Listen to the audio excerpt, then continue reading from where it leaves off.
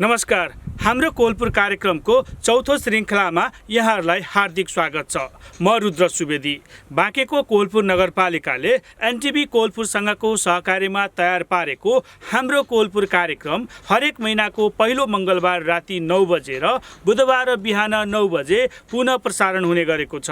हाम्रो कोलपुर कार्यक्रममा हामी कोलपुर नगरपालिकामा भए गरेका विकास निर्माणका गतिविधि, प्रस्तावित योजना, शिक्षा, कृषि, पर्यटन, स्वास्थ्य, खेलकुद, रोजगार लगायतका विषयमा चर्चा गर्नेछौँ। दर्शकबिन, लागौँ आजको विषयवस्तुतर्फ। बाँकेको कोलपुर नगरपालिका लुम्बिनी प्रदेश अन्तर्गतको विकास उन्मुख नगरपालिका हो। यो पश्चिम नेपालकै कर्णाली र सुदूरपश्चिम प्रदेशको प्रवेशद्वारको रूपमा विकसित हुँदै अघि बढेको छ। कोलपुर नगरपालिका पछिल्लो समयमा 3वटै प्रदेशको प्रवेशद्वार मात्र नभई व्यावसायिक केन्द्र पनि भएको कारणले यहाँ विभिन्न खालका समस्या उत्पन्न हुने र समाधानका लागि नगरपालिकाको न्यायिक समितिसम्म पुग्ने गरेको बताउनुहुन्छ कोलपुर नगरपालिकाका उपप्रमुख तथा न्यायिक समिति संयोजक सञ्जु कुमारी चौधरी। न्यायिक समिति अब यो अहिले संविधानले नै व्यवस्था गरेको सबै पालिकामा, सबै स्थानीय तहमा उपप्रमुख न्यायिक समितिको संयोजक हुने र 2 जना सदस्य सहित 3 जना सदस्य चाहिँ न्यायिक समिति रहेको छ। र न्यायिक समितिको गठन नगरसभाबाट नै पास भएको अवस्था छ। र कोलपुर नगरपालिकामा न्यायिक समितिको काम, कर्तव्य, अधिकार र कार्य सम्पादन हेर्ने हो भने पहिलो कुरा त के हो भने कोलपुर नगरपालिका आफैमा एउटा उदयमान नगरपालिकाको रूपमा स्थापित हुँदैछ। 3वटा प्रवेशद्वारको रूपमा चाहिँ हाम्रो नगरपालिका अहिले रहेको छ र 3वटा प्रवेशद्वारको रूपमा एउटा व्यापारिक केन्द्रको रूपमा रहँदै गर्दाखेरि सानातिना विवादहरूको पनि असाध्यै चाहिँ यो समस्या चाहिँ रहेको छ। हिजो अब गाउँघरबाटै त्यो समस्याको समाधान हुन्थ्यो भने अहिले चाहिँ आफूले नै निर्वाचित गराएको जनप्रतिनिधिबाट चाहिँ ती समस्याहरूको समाधान भयो भने आफूलाई अलिकति सहज भएको जस्तो पनि महसुस अहिले जनताहरूले गरिरहेको अवस्था छ। र हाम्रो चाहिँ कोलपुर नगरपालिकामा हामी सबै वडामा 2टा वडा बाहेक सबै वडामा मेलमिलाप केन्द्र गठन गरेका छौँ। त्योभन्दा पहिला चाहिँ सेलरले उत्पादन गरेका मेलमिलापकर्ताहरू थिए भने कुनै वडामा मेलमिलापकर्ताहरू थिएनन् र नगरपालिकाले आफै उहाँहरूले चाहिँ आधारभूत तालिम दिएर र पहिला तालिम लिएकोलाई चाहिँ पुनर्ताजगी तालिम दिएर चाहिँ सक्रिय बनाएको छ। र सबै वडामा 2टा वडामा बाहेक सबै वडामा मेलमिलाप केन्द्र गठन भएको छ। र सानातिना समस्याहरू, सानातिना विवादहरू अहिले चाहिँ मेलमिलापको माध्यमबाट टुङ्गिरहेको अवस्था छ। त्यहाँबाट मेलमिलापबाट भएन भने त्यसपछि हामी न्यायिक समिति बसेर न्यायिक समितिमा छलफल गराउने काम गरिरहेका छौँ। र अहिले तुलनात्मक रूपमा न्यायिक समितिप्रति जनताहरूको चाहिँ आकर्षण बढिरहेको अवस्था छ। किनभने हिजो सानोतिनो समस्या, सानोतिनो विवाद हुँदाखेरि इलाका प्रशासन जानुपर्ने, जिल्ला अदालत धाउनुपर्ने, त्यस्तै अन्य अर्धन्यायिक निकायमा जानुपर्ने भएको हुनाले अहिले चाहिँ ती सबै समस्याहरू, ती विवादहरू चाहिँ वडा स्तरबाटै र नगर स्तरबाटै चाहिँ सम्पादन हुने भएको हुनाले अलिकति जनताहरूलाई चाहिँ न्यायको पहुँचमा चाहिँ ल्याउन प्रयास भएको अवस्था छ। कोलपुरमा हुने हरेक गतिविधिलाई लुम्बिनी प्रदेश, कर्णाली प्रदेश र सुदूरपश्चिम प्रदेशका स्थानीय सरकारले रोल मोडलका रूपमा हेर्ने गरेका कारणले पनि कोलपुरले विकास निर्माणदेखि जनतालाई दिने सेवा प्रवाहमा समेत पनि विशेष ध्यान पुर्याउँदै अघि बढ्ने आवश्यकतालाई महसुस गरी कर्मचारी जनशक्तिको अभावमा पनि आफूहरूले न्यायिक समितिलाई क्रियाशील बनाई सेवा प्रवाह गरेको बताउनुहुन्छ उपप्रमुख सञ्जु कुमारी चौधरी। हाम्रो न्यायिक समितिमा त खास गरेर कोलपुर नगरपालिकाको न्यायिक समितिमा जग्गा सम्बन्धी विवाद बढिरहेको छ। जग्गा सम्बन्धी अब मिचेको, त्यसपछि भनौँ न एक सन्धिहार बीचको पनि बढी विवाद आएको छ। त्यस्तै अब अरू भनौँ न ऐलानी जग्गा पनि भएको हुनाले अब त्यो त हामीले हेरेर मिल्दैन।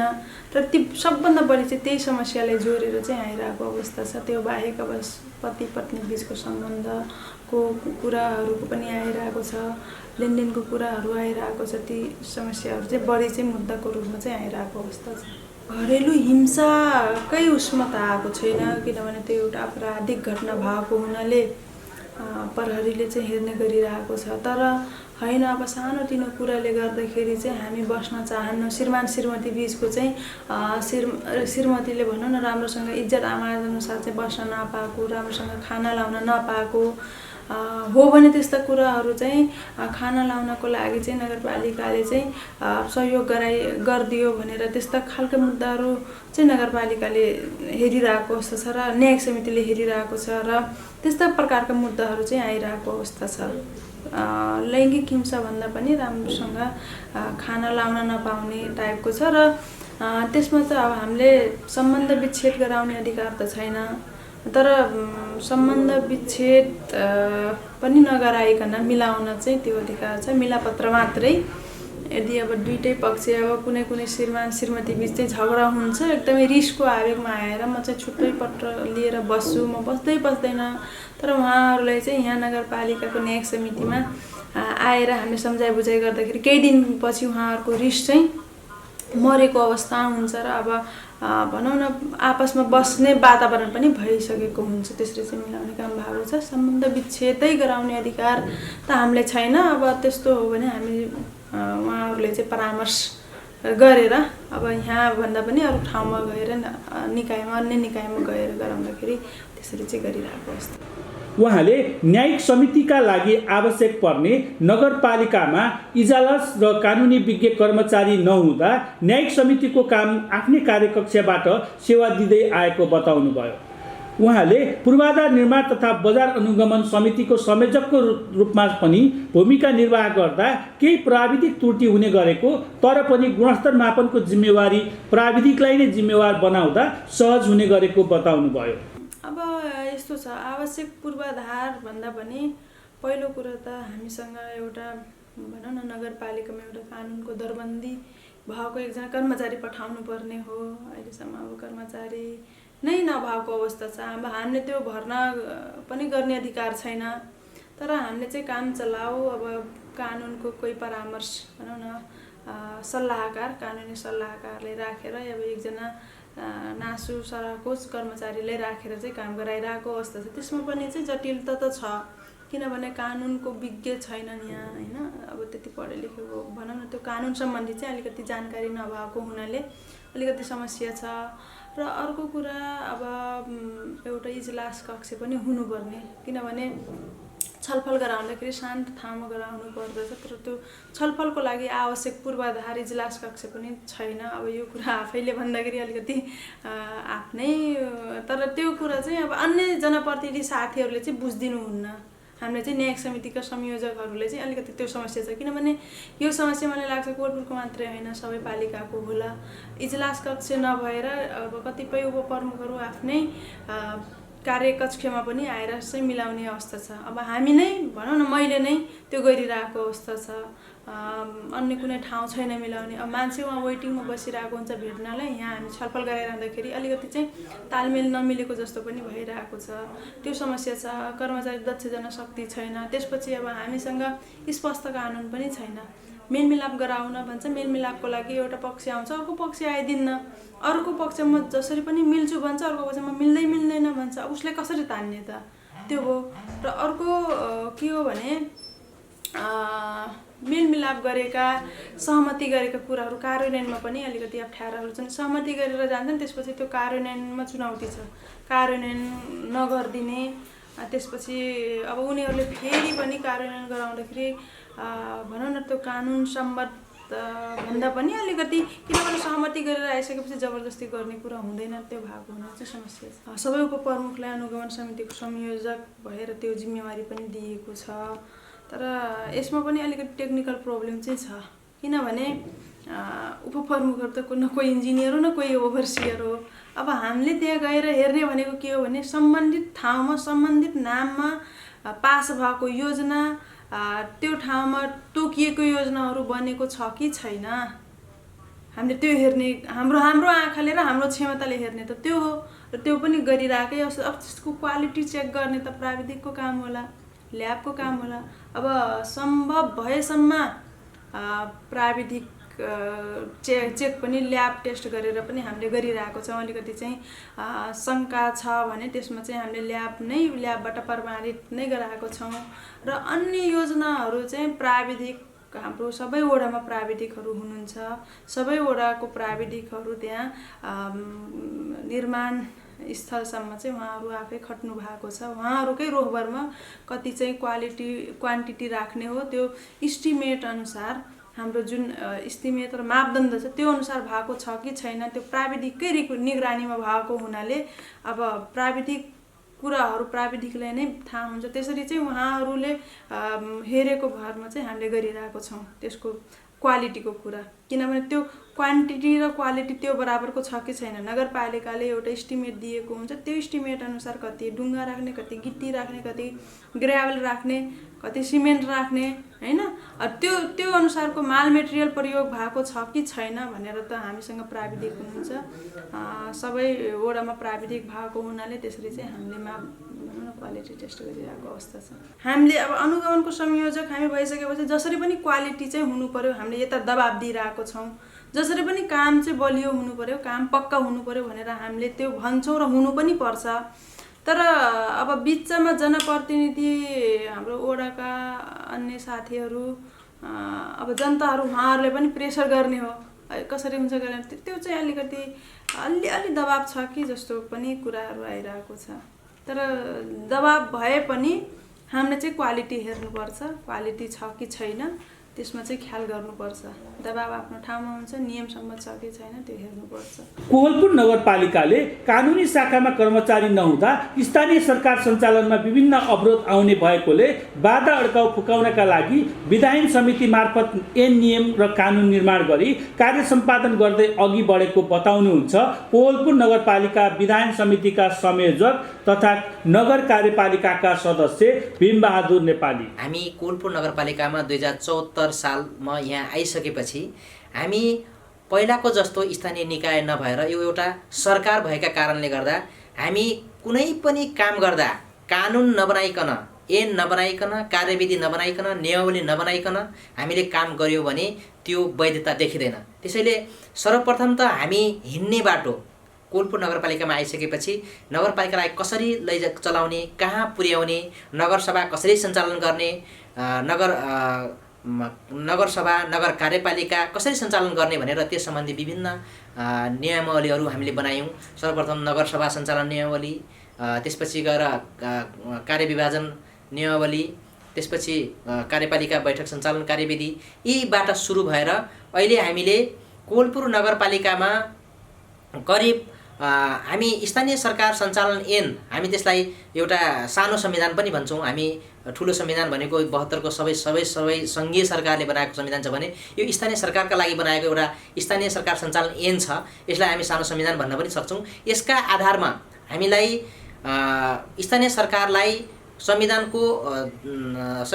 2072 को अनुसूची 8 मा एकल अधिकार छ, एकल अधिकार रहेको छ र त्यो एकल अधिकार अन्तर्गतका 22 वटा अधिकार छन् हामीलाई दिएको। त्यस्तै गरी साझा सूची अन्तर्गत हामीलाई 15 वटा अधिकार दिएको छ र ती 15 र 22 वटा अधिकारभित्र रहेर हामीले विभिन्न ऐन नियमावलीहरू, निर्देशिका, त्यसै गरी कार्यविधिहरू र मापदण्डहरू तयार गरेर कोहलपुर नगरपालिकाको विकासलाई अगाडि बढाउनुपर्ने हुन्छ।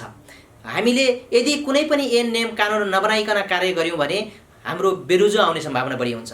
तपाईले सुन्नु पनि भयो होला स्थानीय तहहरुमा धेरै जस्तो अहिले बेरोजगार आइरहेको छ, सुन्नु भएको छ। त्यो बेरोजगार आउनको कारण के छ भन्नुहुन्छ भने हामीले कुनै पनि कार्यविधि नबनाइकन पहिलाको जस्तै कुनै निर्णय गरेर त्यसका आधारमा कामहरु सुरु गरियो भने पक्कै पनि त्यो बेरोजगार आउँछ। त्यसैले हामीले जुनसुकै काम गर्दा पनि ऐन नियम र कानुन नबनाइकन, कार्यविधि नबनाइकन, कार्यपालिकाले होस् चाहे नगरसभाले होस्, हामी ऐनहरु नगरसभाबाट पास हुन्छन् भने कार्यविधिहरू, मापदण्डहरू, निर्देशिकाहरू कार्यपालिकाले गराउने अधिकार छ। त्यसैले यी कामहरु गर्नुभन्दा पहिले सबैभन्दा पहिले हामीले कानुनमा व्यवस्थित गरेर त्यो कानुनका आधारमा कार्यान्वयन गर्यौं भने नगरपालिकालाई एकदमै राम्रो बनाउन सकिन्छ भन्ने हिसाबले कोहलपुर नगरपालिकाले 15 वटा ऐन बनाइसकेको छ।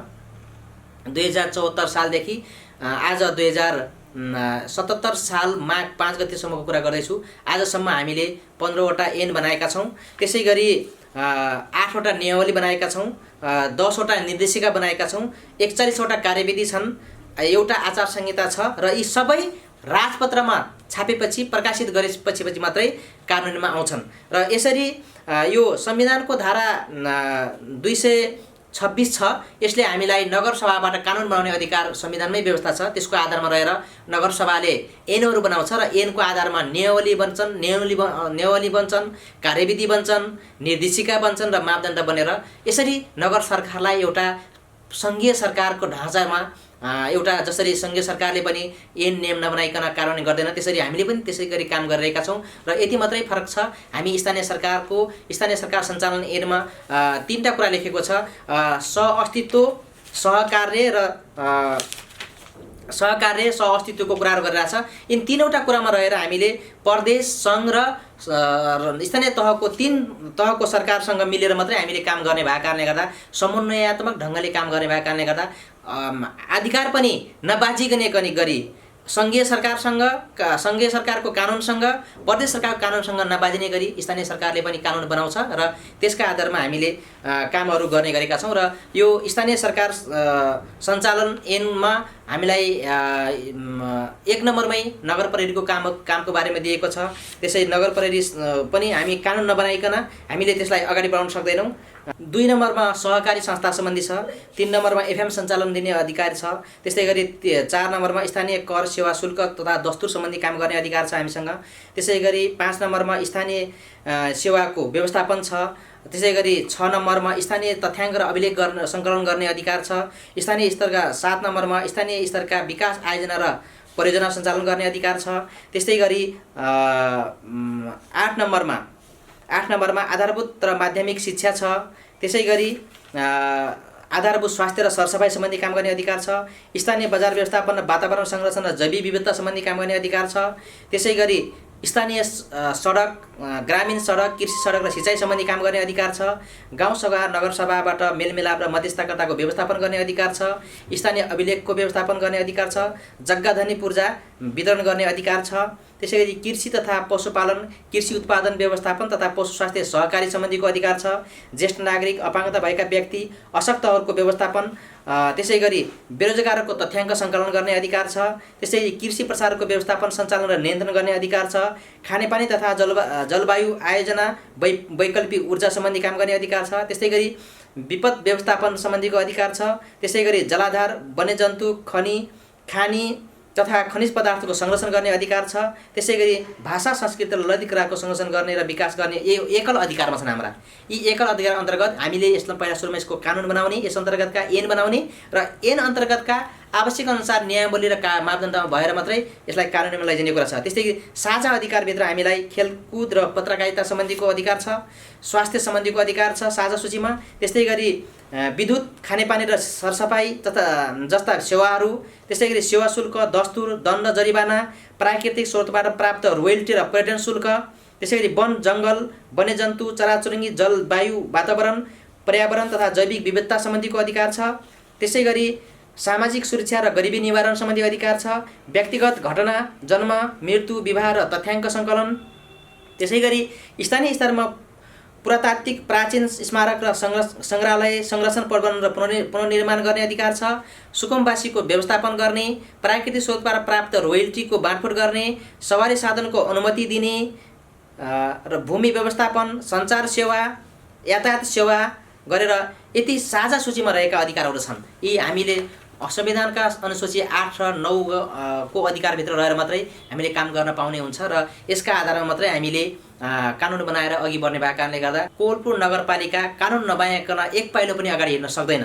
यदि हिँडेको खण्डमा पक्कै पनि हामी त्यो वैधता हुँदैन। त्यसैले यो सबैभन्दा महत्त्वपूर्ण काम भनेको कानुन निर्माण गर्नु हो।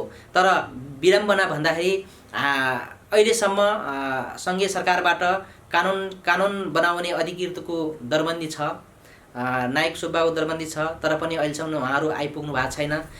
यस अन्तर्गत नआइपुग्दा पनि हामीले नगर प्रमुखको सल्लाह अनुसार हामीले कानुनी सल्लाहकार राखेर कानुनी सल्लाहकारलाई हामीले म आफै विधेयक समितिको संयोजकले ड्राफ्ट गर्ने र केही नमुना कानुनहरू प्राप्त गरेर त्यसको आधारमा हामीले विभिन्न ऐन कानुन नियमहरू बनाएका छौँ र अझै अब यो आउने यो 7 गतेलाई हामीले नगरसभा पनि तोकेका छौँ र त्यो नगरसभाबाट पनि अब अपाङ्गता सम्बन्धी ऐन, त्यसै गरेर नगर प्रहरी ऐन, त्यसै गरी तथ्याङ्क व्यवस्थापन सम्बन्धी ऐन, पूर्वाधार निर्माण सम्बन्धी ऐनहरू पनि हामीले अहिले ड्राफ्ट गरिरहेका छौँ। विधेयकको रूपमा हामी लिँदैछौँ। त्यसै गरी सबै हामी यी 22वटा अधिकारहरूलाई कानुनी गर्ने गरी हामीले ऐन बनाउँदैछौँ, कानुनहरू बनाउँदैछौँ र यसरी मात्रै कोलपुर नगरपालिका अगाडि बढेको छ। उहाँले कोलपुर नगरपालिका नगर कार्यपालिकाले निर्माण गरेको कानुन ऐन कार्यविधिहरू राजपत्रमा प्रकाशित गरी कार्यान्वयनमा ल्याउने गरेको बताउनुभयो। कोलपुर नगरपालिकाका सामाजिक विकास समिति संयोजक नारायणी ओलीले शिक्षा, युवा तथा खेलकुद, स्वास्थ्य, महिला बालबालिका, ज्येष्ठ नागरिक शाखाको उत्थानका लागि विभिन्न योजना तयार पारी कार्यक्रम कार्यान्वयन गर्दै आएको बताउनुभयो। उहाँले आफ्नो समिति मार्फत कोलपुरलाई साक्षर नगरपालिका घोषणा गरिएको, विपन्न वर्गको बालबालिकाले सहज रूपमा आधारभूत तहसम्म पूर्ण निशुल्क पठन पाठनको व्यवस्था र नगर शिक्षक अनुदान जस्ता कार्यक्रमहरू सञ्चालन गरिएको जानकारी दिनुभयो। त्यसै गरी उहाँले आफ्नो समितिले कोभिड-19 को बेलामा क्वारेन्टाइन स्थापना गर्नेदेखि स्वास्थ्य शाखाको माध्यमबाट कोभिड नियन्त्रण तथा व्यवस्थापनमा खटिँदै यसबाट जोगिनका लागि जनचेतना फैलाउने कार्य गर्दै आएको बताउनुभयो। सामाजिक विकास समितिको संयोजक भएको हैसियतले सम्बन्धित शाखा, यसका अन्तर सम्बन्धित शाखाहरू भनेका शिक्षा शाखा, शिक्षा, युवा तथा खेलकुद शाखा भइहाल्यो, त्यसै गरेर स्वास्थ्य शाखा भइहाल्यो र त्यसरी महिला तथा बालबालिका, ज्येष्ठ नागरिक शाखा भयो। यी शाखाहरूसँग सम्बन्धित रहेर गरिने क्रियाकलापहरू र सामाजिक विकास शाखा जुन नगरपालिकामा छ त्यो शाखाले पनि विभिन्न कार्यक्रमहरू गर्छ। खास गरेर शिक्षा, स्वास्थ्य, त्यसै गरेर मानव संसाधन विकास गर्ने, मान्छेका विशेष गरेर जनचेतनाको पाटोमा विभिन्न तहका विभिन्न फरक फरक समूह जस्तो महिला, दलित, त्यसमा पनि एकल महिलाहरू, त्यसै गरेर किशोरी, बालबालिका, युवा समूह, यस्तोहरूलाई विभिन्न फरक फरक एउटा समूहहरूमा आवश्यक पर्ने ती लक्षित वर्गहरूका कार्यक्रमहरू कार्यान्वयन गर्ने काम गरेको छ। विशेष गरेर जनचेतनाको पाटोमा अब विशेष गरी भन्नुपर्दा हामीले मुख्य गरेको अहिलेसम्मको हामी चाहिँ जिम्मेवारीमा आइसकेपछि गरेको कामहरू भन्नुपर्दाखेरि कोलपुर नगरपालिकालाई एउटा शिक्षाको पाटोमा अगाडि बढाउने हिसाबले चाहिँ हामीले चाहिँ कोलपुर नगरपालिकालाई साक्षर नगरपालिका घोषणा गर्नलाई विभिन्न गतिविधिहरू सञ्चालन गऱ्यौँ। पहिले त तथ्याङ्क नै सङ्कलन गऱ्यौँ। प्रत्येक हामीले घरधुरीको सर्वेक्षण फर्मबाट चाहिँ हामी कुन स्तरमा छ, हाम्रो कोलपुर नगरपालिकाको साक्षरताको अवस्था कस्तो छ भन्ने कुरा चाहिँ तथ्याङ्क सङ्कलन गरेर पत्ता लगाइसकेपछि हामीले चाहिँ साक्षर नगरपालिका घोषणा हुनको लागि बाँकी रहेको चाहिँ निरक्षर प्रतिशतलाई बढाउनको लागि चाहिँ हामीले विभिन्न कार्यक्रमहरू, साक्षरता कार्यक्रमहरू सञ्चालन गरेर हामीले चाहिँ साक्षर नगरपालिका घोषणा गऱ्यौँ। त्यसै गरेर कोलपुर नगरपालिकामा एकदम आर्थिक रूपले विपन्न वर्गहरूको बेसी गरी सामुदायिक सरकारी विद्यालयमा पठन पाठन गराउने, त्यस्ता आदि पिछडिएका बालबालिकाहरू, पिछडिएका समुदायका आर्थिक सामाजिक रूपमा पछाडि परेको समुदायहरू सामुदायिक विद्यालयमा अध्ययन गर्ने भएको हुनाले उहाँहरूलाई अलिकति सहजताको लागि चाहिँ हुन त सरकारको आधारभूत निशुल्क तथा आधारभूत शिक्षा चाहिँ हुने एउटा प्रावधान हुँदाहुँदै पनि हाम्रो सरकारको आफ्नो स्रोत र साधनको अभावको कारणले ती निशुल्क हुन सकेका छैनन्, कार्यान्वयन हुन सकेको छैन, विभिन्न कारणहरू छन्। त्यसकारणले स्थानीय सरकारले पनि त्यो कुरालाई मध्यनजर गर्दै हाम्रो कोलपुर नगरपालिकाले आधारभूत तह कक्षा 8 सम्मको चाहिँ कुनै पनि शुल्क नलिकन हामीले चाहिँ पठन पाठन गराउनको लागि चाहिँ निशुल्क घोषणा गरेर कार्यान्वयन गरेको, विद्यालयमा अनुदान पठाएको अवस्था छ। शिक्षकको आवश्यकतालाई परिपूर्ति गर्नलाई चाहिँ नगर शिक्षक अनुदानहरू विद्यालयलाई उपलब्ध गराएको अवस्था छ। अब यसलाई हामीले बिस्तारै बढाउँदै लैजाने, मावि तहसम्म पनि यसलाई भोलि गएर हामीले बालबालिकाहरूले कुनै किसिमको मासिक शुल्क नतिरिकन पढ्ने वातावरण हामीले गर्नको लागि अगाडि बढिरहेको अवस्था छ। त्यसै गरेर विभिन्न समयमा चाहिँ सचेतनाका कार्यक्रमहरू हैन बालबालिकाको बाल विवाह न्यूनीकरणको लागि विभिन्न वडाहरूबाट बाल क्लब किशोरी क्लबहरूलाई समन्वय गरिकन उनीहरूकै अगुवाईमा विभिन्न गतिविधि सञ्चालन गर्ने गरेर परियोजनाहरू विभिन्न सङ्घ संस्थाहरू छन् तिनीहरूको समन्वयमा पनि कामहरू अगाडि बढिराखेको छ। कोभिड-19 को प्रभाव जसरी विश्वभरिबाट आइसकेपछि हाम्रो नेपाल पनि यसबाट अछुतो हुन रहन सकेन। त्यो अवस्थामा चाहिँ नगरपालिकाको एउटा सामाजिक विकास समिति अन्तर्गतको समग्र एउटा मुख्य एउटा शाखा स्वास्थ्य शाखा एकदम जिम्मेवार भएर नियमित हामीसँग समन्वयमा सम्पूर्ण नगरपालिकाको बोर्डसँगै समन्वय गरेर यसलाई चाहिँ महामारीको रूपमा आएको यसलाई नियन्त्रण गर्न यसलाई व्यवस्थापन गर्न विभिन्न सरकारवाला निकायहरूसँग समन्वय गरेर विशेष गरी हाम्रा आफ्ना स्वास्थ्य कर्मीहरूलाई एकदमै यो कामको लागि अग्रपन्थीमा खटाउने काम भयो र त्यसै गरेर जनचेतनामूलक कार्यक्रमहरू विभिन्न हामीले वडा स्तरमा आफै जनप्रतिनिधिहरू खटेर पनि र अरू सङ्घ संस्थाहरूलाई परिचालन गरेर विभिन्न सञ्चार माध्यमबाट पनि जनचेतनाको पाटोमा अगाडि हामीले यो न्यूनीकरणको लागि अगाडि बढायौँ। त्यसै गरेर बाहिरबाट आउने जो तेस्रो मुलुकमा जानुभएका हाम्रा नेपालीहरू उहाँहरूलाई क्वारेन्टाइनको व्यवस्थापन गर्नेदेखि लिएर भारतबाट आउने हाम्रा भारतमा गएका कामदारहरूलाई आइसके पछाडि व्यवस्थापन गर्ने काम हरेक काममा चाहिँ हामीले समय सापेक्ष अनुसारले हाम्रो नगरपालिकाको आफ्नो स्रोत साधनको आधारमा हामीले चाहिँ त्यसलाई परिचालन गऱ्यौँ व्यवस्थापन गऱ्यौँ र अझै पनि यो काम हामी अझै नियमित रूपमा अहिले चाहिँ अब कोलपुरको एउटा कोभिड अस्पताल पनि स्थापना गरिसकेका छौँ। केही परेको खण्डमा चाहिँ 5 शय्याको अस्पताल स्थापना गरेर हामी चाहिँ काम अगाडि बढाइरहेको अवस्था पनि छ र त्यसै गरेर जनशक्तिको व्यवस्थापन पनि भएको छ र वडा स्तरमा जुन आधारभूत स्वास्थ्य सेवा केन्द्रहरू छन् यी सबै वडामा अहिले विस्तार भइसकेका स्थापना भइसकेको अवस्था छ र आफ्नै भवनहरूमा अब स्थापित हुने क्रम बिस्तारै अगाडि बढिरहेको छ र समग्रमा कोभिड व्यवस्थापनमा कोलपुर नगरपालिकाको सामाजिक विकास समिति समन्वयकारीको भूमिकाको रूपमा रहेको म जानकारी गराउँछु। त्यसै गरेर हाम्रो राहत वितरणको कार्यक्रमहरू पनि थियो सँगसँगै कोभिड व्यवस्थापनसँगै बेलामा लकडाउनको समयमा यो कामलाई पनि कोलपुर नगरपालिकाले अब भूमिका खेल्यो र आवश्यक तथ्याङ्कहरू सङ्कलन गरेर सामाजिक विकास समितिले प्रत्येक वडाहरूमा कति छ त्यस्तो जनसङ्ख्या जसको चाहिँ एकदम प्रत्येक दिनको चुलो बाल्न पनि एकदम समस्या परेको जनसङ्ख्याहरू हामीले सङ्कलन गऱ्यौँ। त्योभन्दा पनि अझ विशेष त्यस्तो वर्ग जो चाहिँ अघि पछिको दिनचर्यामा पनि उहाँहरूलाई धौधौ पर्ने समुदायहरूको पनि हामीले पहिचान गरेर अशक्त अपाङ्गता भएका बेसहारा जो चाहिँ अलिकति पहिले पनि अप्ठ्यारो अवस्थामा रहेका त्यस्ता समूह जनसङ्ख्याहरू पनि हामीले पहिचान गरेर राहतका कार्यक्रमहरू पनि सञ्चालन गऱ्यौँ। कोलपुर नगरपालिका विकासका लागि तीव्र गतिमा अघि बढ्दै गएको लुम्बिनी प्रदेशको एक नगरपालिका हो। 15 वडामा विभाजन भएको यस नगरपालिकामा आफ्नो स्थापनाको छोटो समयमै विकसित नगरपालिकाको रूपमा आफ्नो परिचय बनाउन सफल भएको छ। अझ सङ्घ प्रदेश सरकारले ठुलो हृदयका साथ सहकार्य गर्दै विकासका लागि अघि बढ्न सके कोलपुरको मुहार फेरिने विश्वास गरिएको छ। हामी हाम्रो कोलपुर कार्यक्रमको चौथो अङ्कको अन्त्यमा आएका छौँ।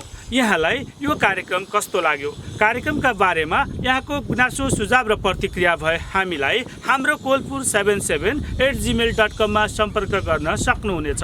हामी तपाईँको जिज्ञासा र सुझावलाई सम्बोधन गर्ने प्रयास गर्नेछौँ। हस्त आजलाई म प्रस्तुता रुद्र सुवेदी सहित सम्पूर्ण युनिट बिदा हुन्छौँ। नमस्कार।